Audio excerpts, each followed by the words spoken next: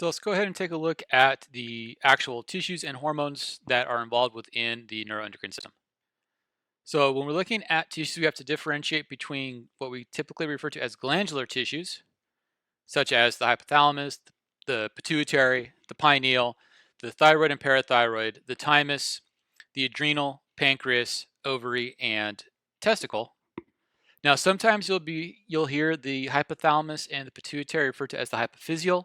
It's very hard to differentiate between the two, and so usually when we talk about them in conjunction with each other. If you look at the study packet, there is a huge table of hormones, and please make sure you reference those hormones when we look at the individual hormones. These hormones include hypothalamus, things like kisspeptin, GnRH, gonadotropin-releasing hormone, PRH, prolactin-releasing hormone, neuropeptide Y, NPY, and POMC. From the pituitary, we get things like GH, growth hormone, ADH, antidiuretic hormone, sometimes referred to as vasopressin, oxytocin, OT, prolactin, PRL, adrenocorticotropic hormone, ACTH, follicle or follicular stimulating hormone, FSH, luteinizing hormone, LH, and thyroid stimulating hormone, TSH. Please use the abbreviations that are given to you in the packet and in the discussion here. When it comes to the various hormones, you don't have to try to write out the hormone names themselves. From the thyroid, we get things like T3, triiodothyronine, and T4, tetraiodothyronine, as well as calcitonin. From the parathyroid hormone, from parathyroid gland, we get parathyroid hormone, PTH. From the adrenals, we get epinephrine or adrenaline. We get the glucocorticoids, cortisol is the most prominent of them. We get the adrenal androgens, DHEAS is the most prominent of them. And we get aldosterone or the mineral corticoids. From the pancreas, we get things like glucagon and insulin. We get glucagon-like peptide 1.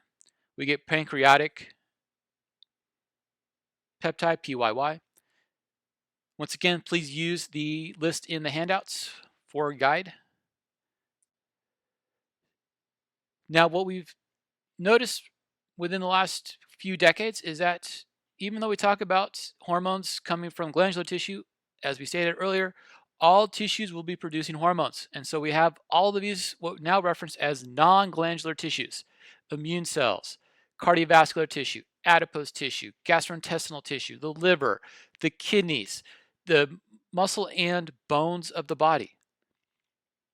There's actually two really cool hormones that come from the muscles and the bones of the body, which partially explains why it's very difficult for individuals to maintain body compositional mass changes. You can maintain body compositional changes, but not necessarily mass changes because of a couple of particular skeletal hormones. These include things like from the liver, hepatic growth factor and insulin-like growth factor, HGF and IGF. From adipose tissue, we get things like TNF alpha, leptin, adipocin, RBP4, adiponectin. From adipose tissue as well as from gastrointestinal tissue, we get things like ghrelin. From the immune cells, we get all the ILs. From bones and muscles, we get IGF, we get MGF, we get MIFs. We get a whole bunch of metabolic regulatory hormones coming from bones and muscles. From the kidneys, we get things like EPO and renin, which are going to regulate cardiovascular functions. So let's go ahead and take a look at some of these various tissues and their overall feedback loops. So we'll start with some of the pituitary hormones. And so the pituitary hormones are going to include things like the growth hormone. And this is a superfamily of hormones, which means that there's a whole cluster of chemicals that we call growth hormone. And each type of growth hormone is going to have a distinct function peripherally.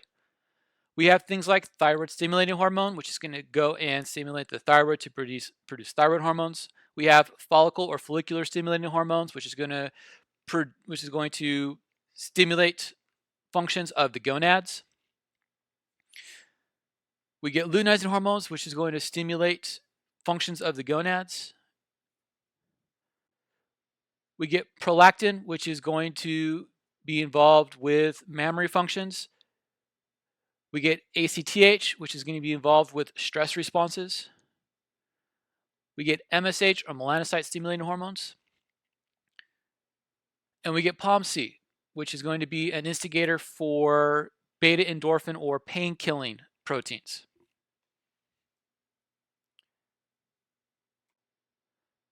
So let's take a look at growth hormone to start with. Growth hormone, like I said, is a superfamily of hormones. The most common variant of this, and the one that is usually talked about when we talk about giving growth hormone as a pharmacological agent, is what's referred to as the 21 kilodalton, the 21 kD. However, we get others such as the 9 and 15 kilodaltons, or sometimes referred to as the small molecular weight. And then we get the large molecular weight growth hormones. Small molecular weight growth hormones are responsible for lipolysis and for glucose regulation, whereas the 21 kilodalton and the large molecular weight growth hormones are responsible for a lot of the growth responses that we attribute to growth hormone. It acts in conjunction with ghrelin, which is known as a secretolog, and has an antagonistic hormone, somatostatin.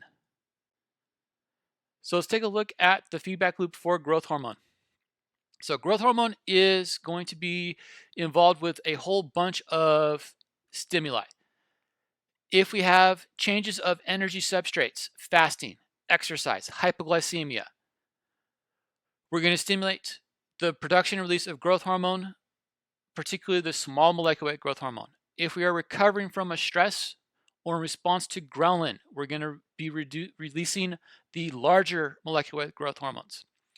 If we actually infuse large amino acid boluses, we can also get growth hormone release. This has led to speculation that increasing amino acid consumption will lead to increasing of growth hormone. That only happens with an actual infusion of the capillaries around the pituitary with amino acids, not directly from diet. We get a release of growth hormone releasing hormone, which causes a release of growth hormone. Growth hormone is going to get released and go everywhere. In the liver, it's going to lead to a metabolite being released, insulin-like growth factor, which will go to all the same places that growth hormone is going to.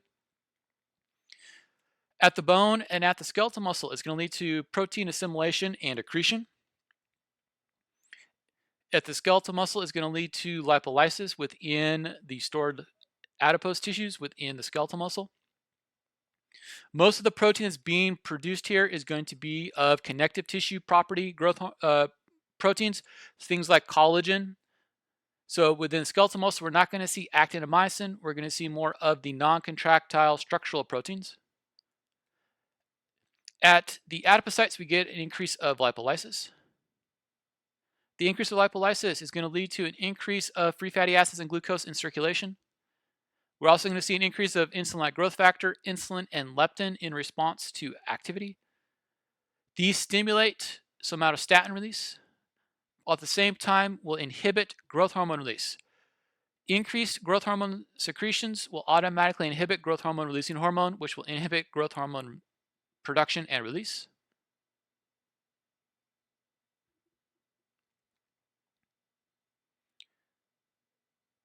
We will get a secondary hormone from the anterior pituitary later on when we talk about reproductive function, and that is prolactin.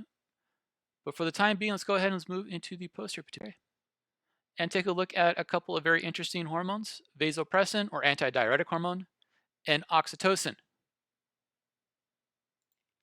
What is interesting about these two hormones is that genetically they are identical, with the exception that oxytocin appears to be a duplicate of the genes for vasopressin. So oxytocin is two vasopressin molecules put together. There is a gender difference of responsiveness between vasopressin and oxytocin based off of receptor densities and amount of production. Females will produce more oxytocin than vasopressin, whereas males will produce more vasopressin than oxytocin. Vasopressin or antidiuretic hormone is going to function to reduce water loss and increase peripheral pressure due by vasoconstriction. It's regulated based off of osmoreception, or the sensation of concentration of the plasma within the supraoptic periventricular nuclei of the hypothalamus, as well as from baroreceptors in the carotid sinus, as well as in the aortic arch. These stimulate the release of ADH from the posterior pituitary. The posterior pituitary's release of ADH will head to the principal cells to increase permeability of water by upregulating aquaporin, increases water reabsorption. This causes an increased concentration of the urine by diminishing the volume of urine. We don't increase the amount of stuff that's being secreted, we simply reduce the amount of water being lost. It also causes a massive vasoconstriction. By causing vasoconstriction, what it's attempting to do is it's attempting to reduce the rate of loss that we see via sweat. However, we're not going to overly reduce the amount of sweat that's being lost because it's the principal means of thermal regulation.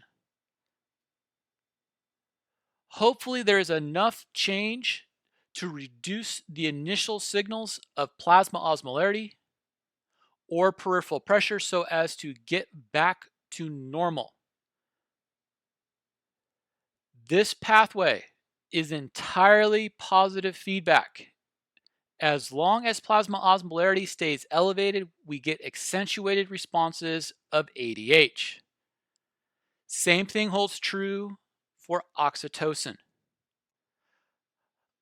Oxytocin is involved with both behavioral positive feedback as well as autonomic reflexes. Oxytocin gets released, and what it does is that it changes limbic functions and changes neuroanatomical structuring, leading to what's referred to as attachment or kinship. Sometimes this leads to the feelings of love, which leads to a misnomer of oxytocin being the quote-unquote love hormone. If it does lead to love via attachment, it leads to what's referred to as psychosexual arousal. The psychosexual arousal leads to a release of dopamine, which leads to the orgasm response that we see with sexual reproductive activities. Oxytocin is also going to be involved with birthing as well as with post-care of With birthing, what ends up happening is that as the fetal head presses upon the interior aspect of the cervix, we get a release of oxytocin. This release of oxytocin combined with prostaglandin and estrogen responses leads to peristaltic contractions of the uterus, leading to expulsion of the fetus. As long as the head of the fetus is pressing upon the os of the cervix, we will get this oxytocin release. As soon as that pressure goes away, oxytocin will drop until the now baby will cry. The psychological stimulus of hearing a baby cry or the physical stimulus around the areola and nipple of the breast leads to an oxytocin release. This oxytocin release stimulates the contraction of the muscles around the ducts of the mammary gland, leading to ejection of the milk. This same oxytocin release is going to cause that attachment change that we talked about, leading to kinship bonding between the mother and the baby. As long as there is psychological or physical need for the infant, this oxytocin release will continue to change. This oxytocin release will lead to neuroanatomical changes. The neuroanatomical changes are sometimes referred to as quote unquote maternal brain changes. This maternal brain change also causes a change in the father, leading to paternal brain changes. The change in both male and female brains leads to increased attachment and care for the infant. The way in which this change takes place behaviorally is going to be very different, and we'll talk more about that when we meet online. The last of the cortical hormones that we're going to look at is the pineal. This is going to be coming from the pineal gland. And this is actually going to be, even though we're saying it's coming from the pineal, it's actually regulated via hypothalamic and pituitary responses from POMC. And so it's all about changes of wavelength of light. And so as we get a reduction of short wavelength light, we get an increase of POMC, which increases melatonin. Short wavelength is the blue wavelengths. This causes a change of neural pathway activation, which leads to an increase of norepinephrine and, a decrease of norepinephrine and glutamate, and an increase of serotonin, which leads to a diminishment of activity and an increase of relaxation. If this swing is large enough, you will actually get to sleep. This same responsiveness takes place with an increase of feeding. The food comas that we attribute to large meals is due to this pathway. Now, while a diminishment of short wavelength of light triggers the pathway, an increase of short wavelength of light blocks the pathway. And this is where, as we increase blue wavelength, we start to block POMC release, which will block melatonin release. And so instead of increasing serotonin, we actually start to block serotonin, and we start to increase norepinephrine and glutamate pathways. This change towards norepinephrine and glutamate pathway leads to increased activation and leads to wakefulness. This is why you should not be using any of your stupid devices at night in dark rooms, because the screen is emitting large amounts of blue wavelength light and can disrupt the normal POMC melatonin circulations that we need in order to fall asleep.